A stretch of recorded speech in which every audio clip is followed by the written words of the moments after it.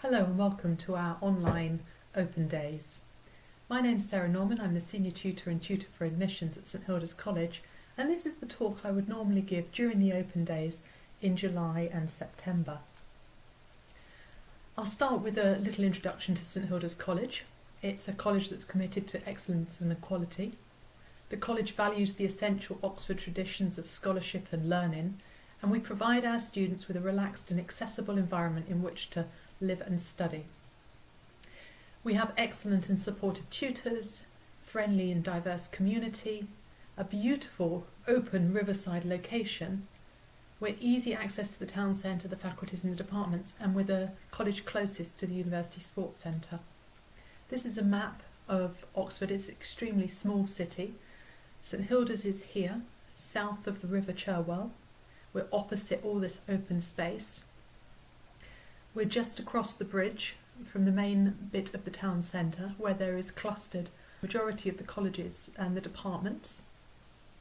And we're down the hill from the two main teaching hospital sites.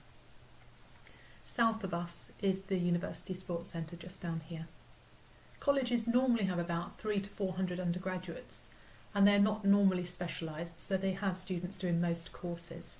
St Hilda's College has 400 undergraduates and 20 different subject areas, and approximately 2 to 8 new students in each subject each year. So for instance, there might be 8 new first years doing law.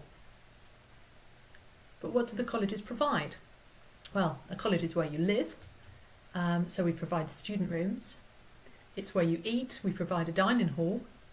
It's where you study. We have an amazing library at St Hilda's. There's also computer facilities. All of the rooms have Wi-Fi access. The junior common room is where the students hang out. It has a student-led bar. There's also clubs and sporting facilities, music society. We have an amazing music facility, which is the Jacqueline Dupre music building. It has an auditorium. We live stream our student performances. We have world-class performances of guest performers. We've got music rooms and a recording studio. But most important, colleges provide tutorial teaching. Tutorials are normally in small groups of 2 to 3 students, and they provide personalised and direct teaching. And this relationship between the tutor and the students is very important. This is an image of Professor Dev Ganji, one of our 2 law tutors, and teaching a small group of our very happy law students. Now, admissions interviews, which we're going to come to in a bit, are a bit like tutorials. And in an interview, the tutors are actually trying to find out how well that student would work with them in that setting. They want to know whether or not the students can interact, discuss, whether they're willing to learn, and not just answer direct questions. And Oxford's very much about this personalised, close working relationship. Additional benefits of being in a college are things like career networks. St Hilda's is fortunate to have a range of alumni-led career networks that arrange social events in Oxford, London and other areas. And we think that we can introduce you to leaders in a variety of different career settings. So, a little bit more now about how to apply to Oxford. There are in fact 35 undergraduate colleges accepting applications. They offer the same sort of teaching provision, but they differ in their flavour. They may have slightly different settings, slightly different buildings, they're different ages, and they will have slightly different emphasis in the types of subjects or the amount of subjects they teach. And you can choose one of these flavours. Obviously we'd recommend St Hilda's, or you can choose to leave your application open. So your application either goes to one of the colleges through UCAS, or you can submit an open application which will be routed through to a college, but ultimately there isn't any advantage in applying to any one college. You have the same chance of success regardless of which one you apply to. When you're applying, it's essential to work out early which combination of factors your subject uses for selection. It's a general point about preparing to make a strong application. You need to think about your subject. Really understand why you're interested in that subject. And in the selection process, it's important because if the subject may use an aptitude test, you need to potentially practice the past papers. If the subject uses coursework, you need to think about what you might submit. And in your personal statement, you need to demonstrate your enthusiasm for the particular subject. I would strongly advise everybody to check the university admissions pages. They've got a wealth of information for anybody applying to any course at any college at Oxford. The key date is the 15th of October for UCAS.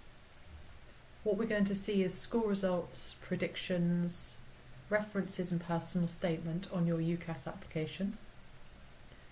The minimum qualification or prediction is going to be needed. You must meet what the course requires. Some subjects are at least an A-star AA at A-level, others are a minimum of 3 A's. Previous grades, of course, will be taken into account, and in most subjects it's expected that students have a good number of A-star results at GCSEs or their equivalent. The reference from the school is important to back up the predictions, but also to point out if there's any reason why the GCSEs may not have been as good as hoped. And although important, the personal statement isn't quite the central component of selection as most people believe. Selection is about academic potential, but it can be useful, as we will see. The A-level requirements for entry are key.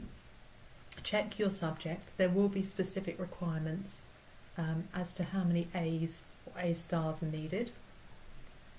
For chemistry, engineering, maths and their joint courses, you need 2 A-stars and an A. For all other science courses, including medicine, it's 1 A-star and 2 A's. Social sciences mix, some are A-star 2 A's and some are 3 A's.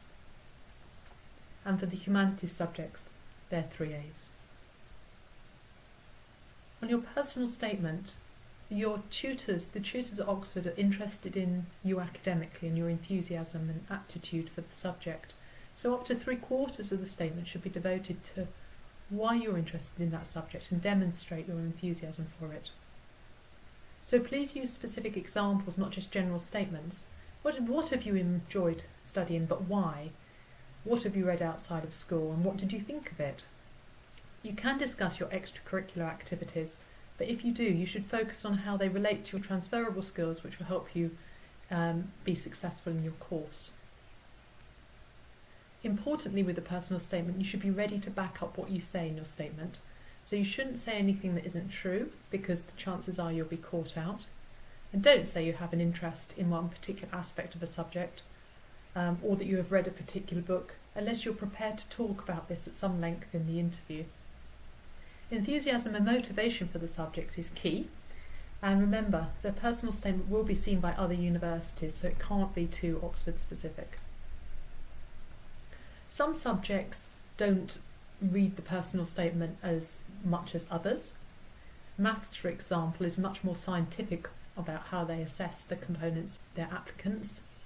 They will look very strongly at the MAT test, the Maths Admissions Test, and you can see that there is a distribution of scores as to how many people are shortlisted and interviewed and successful with different maths scores.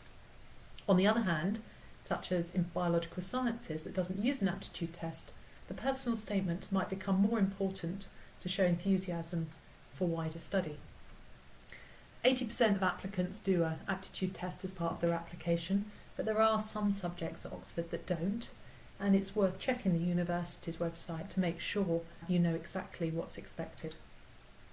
The TSA is a common aptitude test, and there's lots of information about that online, and you must check the registration process for your test if you have one. The Department of Physics has got some past papers about the physics aptitude test.